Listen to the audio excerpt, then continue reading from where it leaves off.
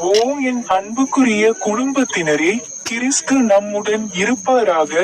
அன்புக்குரிய பெற்றோர்களே, அன்புக்குரிய சகோதர சகோதரிகளே, அன்புக்குரிய முதிய பெற்றோர்களே, அன்புக்குரிய பிள்ளைகளே மற்றும் இளைஞர்களே. நான் அருண் பி.எஸ். மட்கி. இன்று ஜூன் மாதத்தின் முதல் நாள். இன்று 2026ஆம் ஆண்டின் 6வது மாதம். ஒருங்கிணைந்த ஜெபம். பரலோக தந்தையே, இந்த புதிய மாதத்தின் தொடக்கத்தில் நாங்கள் உமக்கு நன்றி செலுத்துகிறோம்.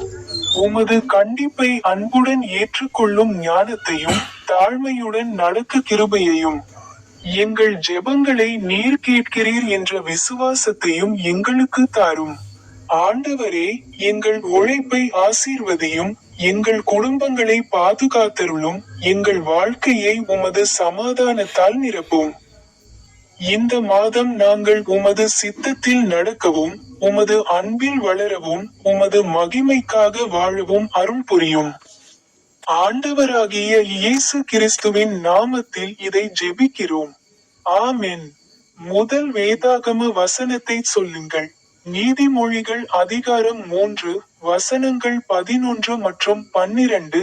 என் மகனே, கர்த்தருடைய சிட்சையை விட்டு விலகாதே, அவர் உன்னை கடிந்து கொள்ளும்போது இடராதே.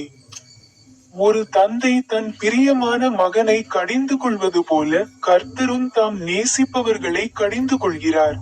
பொருள்: தேவனுடைய சிட்சை அவருடைய அன்பின் அடையாளம். அவர் நம்மை தண்டிப்பதற்காக அல்ல, மாறாக சரியான பாதையில் வழிநடத்துவதற்காகவே திருத்துகிறார். மொழிபெயர்ப்பு: கர்த்தாவே, உம்முடைய அன்பில் என்னை வழிநடத்தும். வேண்டுகோள்: கர்த்தாவே, நீர் என்னை திருத்தும்போது உம்முடைய சித்தத்தை நான் அறிந்து கொள்ளும்படி அருளும்.